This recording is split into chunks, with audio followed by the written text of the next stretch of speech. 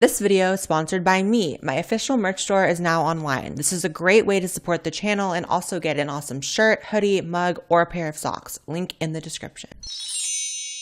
Hey guys, welcome back to my channel. So this is a video I have wanted to do for quite a long time, but I haven't really known the most appropriate way to go about it, and I probably overthought it, to be honest. Since doing YouTube and everything else that I do online, I of course have gotten a lot of emails and messages from people from around the world of really all different walks of life, but of course, being who I am, a lot of LGBT people message me. Whether it's a gay person in New York thanking me for expressing political beliefs that he feels he may not be able to express where he lives, or a trans person living in a third world country seeking help and guidance, I really do get it all. And the emails that haunt me, the emails that keep me up at night, the emails that I cry over, are the emails that I get from LGBT folk in the Middle East. If you don't know, the Middle East is full of countries which are governed by religious law that make it incredibly difficult for LGBT people to exist in peace. Countries where it is illegal to be gay, bisexual, transgender, lesbian, etc. It's a very sharp contrast to the United States and other Western nations where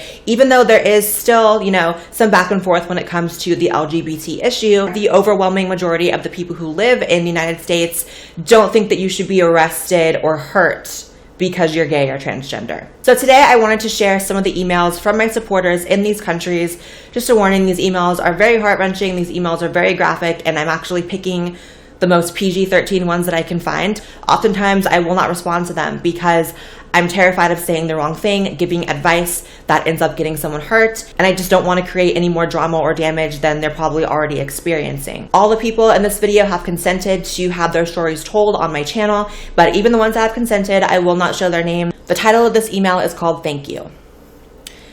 I am emailing you from Malaysia, but I used to live in Iraq until my family escaped. I am 18 and trans, male to female, and it is not easy. Being gay is illegal here, and so is being trans. If you're found out, you can be arrested here, and the jails are not friendly to LGBT at all. I have one trans woman friend who has been arrested twice just for being in public where people could tell she was transgender. I have no hope to ever do my transition or live a normal life or find a husband or have a family. Even if the laws change tomorrow, the culture here is very transphobic. I watched your videos for the last year, and you are the only thing that inspires me and gives comfort.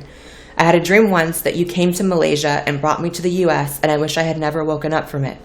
I'm sorry if this is too sad, but you taught me to always be honest. And this is honest. I love you, Blaire. I'll never stop watching. Oh my God. So obviously that really hits home for me. I think it's really easy to forget that people watch you on YouTube, that it's real people. Sometimes online people can just turn into numbers. But that really touched me, and I'm so sorry for your circumstances, and I hope that your country changes, and if not, I hope you can get out of your country, frankly. I already look like shit in this video. All right, we're gonna get it together because there is enough screenshots of me crying on the internet already. So here's another one saying, "Hey Blaire, my name is blank, I'm 23. I'm a trans man from the UAE. I came out last year to my family. My sister was the only one supportive. Also last year, I traveled to a European country to seek asylum because it's illegal to be trans in my country.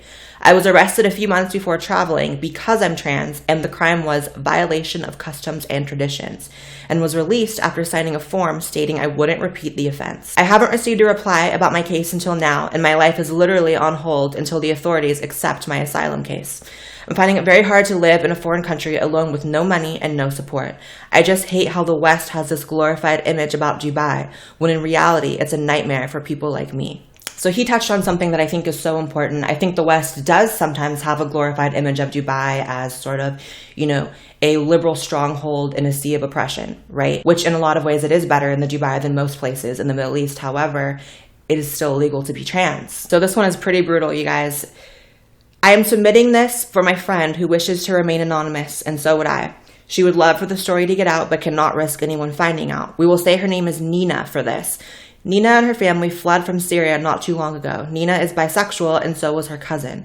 While attending an LGBT group, she told the stories of what it was like living there and being found out. Her cousin, we'll call him Tim, would secretly sneak out to meet a man that he thought that he loved.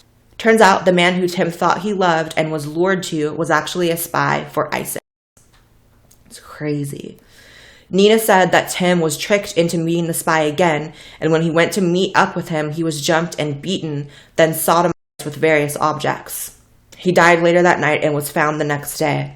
The worst part, Nina said, was how there seemed to be no support for him. Sure, the family cried, but they said it was punishment for being wrong and immoral. Nina never told anyone that she also had feelings for the same sex because she feared she'd be treated the same way as him. I am the only one who knows. Nina said by day you would hear people being beaten, off buildings, or hung for being seen and accused of being immoral. So that is absolutely intense. I think, obviously that's heinous what happened to him. And the craziest part is, the part that you included about his parents. I'm not a parent, but I couldn't imagine losing my child in such a terrible, heinous, brutal way and, rationalizing it as this is what he deserved because he was gay. So here's another one. Hey Blaire, I would like to tell you my story, but remain anonymous as well. I'm a gay person living in Saudi Arabia. It is definitely not easy growing up in a country governed by religious law. I had to live in fear for a very long time. I've been taught by parents and other adults that gay people will end up in or be tortured ever since I was a child. Being a man also means that you are always in a predominantly hyper-masculine environment, which is tough when you can't force yourself to be masculine. Schools are segregated, so I was in an all-boys class. I would be constantly bullied by others physically and verbally. They called me a fag and other horrible names. My parents would yell at me for being feminine as well, and would sometimes abuse me for it.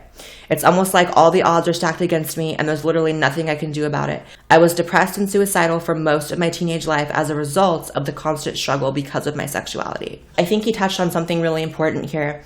He touched on the hyper-masculine environment in Saudi Arabia, right? There are very strict codes of conduct within countries with religious regimes, and it oppresses everyone. So I never want to leave, non-LGBT people or people who aren't women out of the equation. It's hard for everyone in these countries. Thank you to everyone who sent me your stories. I could not include them all in this video. A video can only be so long, but just know that I read every single one and I appreciate you trusting me. I think a lot of people like to gloss over this topic and really not go into it because they have a fear of criticizing, an ideology or someone's religion. And religious freedom is important, right? Religious tolerance is important. However, I cannot respect any ideology that oppresses and brutalizes people in this way. The LGBT conversation in the US has gone to microaggressions and pronouns and misgendering and bathrooms, and, none of those struggles are comparable to that of people in other parts of the world. There's no comparison. And does that mean that there's absolutely no struggle in the United States? No. Does that mean there's never a valid reason to complain in the United States? No. However, it is important to have some perspective and realize how lucky we are, quite frankly. My existence as a trans person is directly contingent upon living in a country like the United States, which values freedom and personal autonomy. And I am so thankful that I have a platform that allows me to reach people in these countries, and that I will always get emails and messages from people in these countries that keep me aware and don't ever let me forget for 1 second how lucky I am to live in the United States of America, where no, things are not perfect, but I don't have to fear for my safety in the same way these people do. I don't have to fear, being in jail over who I am. And not only can I exist peacefully, but I can prosper here. I can actually have a successful life, a career, a marriage, everything that makes life worth living. I really ask to everyone watching this video, if you have never shared one of my videos before, please make this the one and only one that you do. I think that this topic is so glossed over. These people are often so forgotten, and it's not cool. But that is all for this video, you guys. I will see you in the next one. And as always, I love you. YouTube recently demonetized all of my videos. If you'd like to support this channel, fight YouTube censorship, and keep the videos coming, please consider pledging on patreon.com/BlaireWhite.